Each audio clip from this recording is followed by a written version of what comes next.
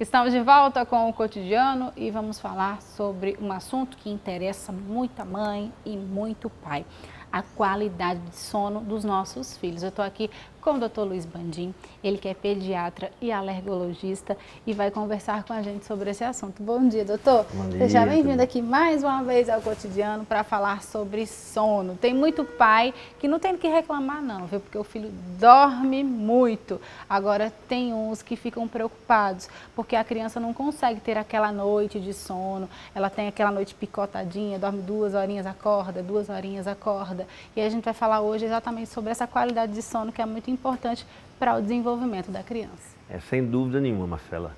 É importante a gente saber primeiro qual a quantidade que cada criança deve dormir em média. O recém-nascido, por exemplo, ele deve dormir em torno de 16 a 18 horas por dia, uma variação aí de 10, 5% para mais ou para menos. A criança entre 3 e 4 anos de idade, ela já reduz um pouco essa quantidade do sono, mas deve dormir em torno de 12 a 14 horas, até 16 horas. Isso variando o sono noturno com as sonecazinhas durante o dia, nessa faixa etária. E acima dos 4 anos de idade, dormir em média de 8 a 10 horas, 12 horas por dia.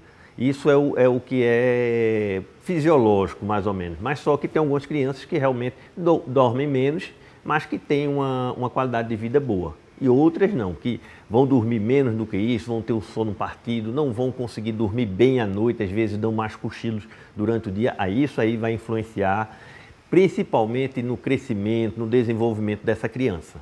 Você falou uma coisa muito importante, principalmente no desenvolvimento e no crescimento da criança, porque é durante a noite que é liberado um hormônio chamado GH, que é o hormônio do crescimento, e que essas crianças precisam ter essa noite de sono maravilhosa, aquele sono incrível para ser liberado, não é isso, doutor? Você vê que começa com as crianças menores, vamos supor as crianças de 3 a 5 anos de idade, se ela não dorme bem, ela tem o hormônio de crescimento, na verdade, ele é liberado durante todo o dia. Só que à noite essa liberação é bem maior, é onde há realmente o pico de liberação desse hormônio. Então o que é que vai acontecer? Se a criança não vai dormir bem, no outro dia ela vai estar irritada, a criança entre 4, 7, 8 anos de idade, ela vai estar muito irritada, a produção escolar dela, a atividade na escola vai cair muito, ela vai ficar uma criança irritada e hiperativa, então na escola ela vai ser aquela criança que não para, está entendendo? Por conta do sono também, e vai ter um déficit de hormônio de crescimento, não vai crescer bem como as outras crianças. Se a gente pega isso no adolescente, aquele adolescente que gosta de estar com tablet, com celular, que vai dormir muito tarde da noite, que praticamente inverte a noite e troca a noite pelo dia, isso já vai ser os sintomas diferentes. Esse adolescente ele já vai ter muito sono, é aquele adolescente que fica cochilando dentro do carro, cochilando na sala de aula, é um adolescente que vai ter uma dificuldade muito grande de concentração e uma coisa principal, é um adolescente que vai ter uma tendência a maior obesidade.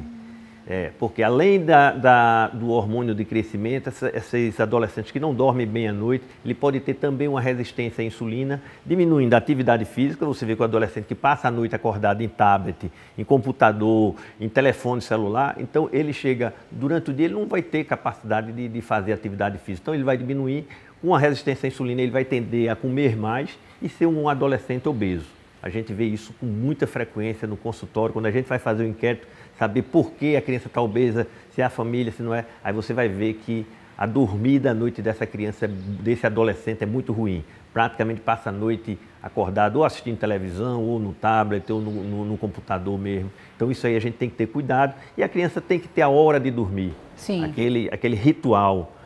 As mães que têm essa dificuldade de botar a criança para dormir, tem algumas dicas que a gente pode falar aqui, nessas pequenininhas, que a criança tem que ter o horário de dormir, tem que ter aquele preparo, aquele banhozinho, a casa tem que ficar tranquila, não adianta você botar uma criança para dormir, a casa está aquela agitação, com muita gente falando, televisão ligada, tudo. Então tem que dar...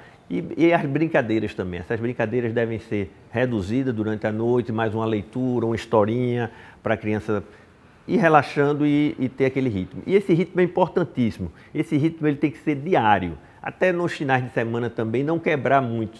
Se ela dorme de 8 horas, 8 e meia da noite, então ela deve sempre ter aquele mesmo período de preparo para dormir e esse sono ser um sono tranquilo até amanhã. Você falou sobre os estímulos, né? Então, nada de televisão, nada de tablet durante a noite, porque aí ela vai ficar ligada e para desligar requer um tempo. Sem dúvida nenhuma. E a gente tem um hormônio que é liberado praticamente à noite, que é a melatonina. Então, esse hormônio ele só é liberado no escuro. Então, quando a noite cai e a gente fica mais tranquilo, sem nenhum estímulo visual, é que esse hormônio é liberado e é o hormônio que provoca o sono, que dá o sono, aquele sono mais pesado, aquele sono REM, que é o sono que recupera. É o sono que dá aquela tranquilidade, que recupera a parte física, a parte energética, então esse sono profundo. Então, se você está com tablet, com computador, com televisão, isso é muito ruim. O que a gente aconselha, às vezes, o adolescente é uma luz direta para um livro, uma luminosidade virada para o livro, e ele lê aquele livro ali, isso aí não faz mal, até estimula a chegada do sono, dá uma tranquilidade, uma leitura leve, lógico, para poder esse sono ter um sono mais tranquilo durante a noite.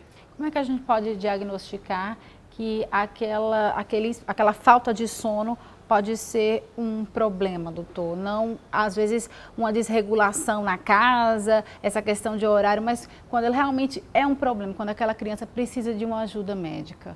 A gente vê essa criança, normalmente é aquela criança que na escola não vai bem, ela começa a ter problemas na escola de hiperatividade, dificuldade de concentração. Quando é o adolescente, é sonolência. O adolescente ele cochila muito em casa, no sofá, no carro, quando entra no carro. E aquela criança também que tem muita dificuldade em acordar. Então, se ela tem muita dificuldade em acordar é porque ela não dormiu o suficiente. Então, tem que rever isso aí, conversar normalmente com o pediatra para rever essas situações e ver se tem indicação de encaminhar para um neuropediatra, para um neurologista, para investigar esse sono, investigar esse tipo de sono também que ela está tendo, para ver se há necessidade de medicação ou não. Calmantes, florais, medicações são indicadas para as crianças dormirem ou não?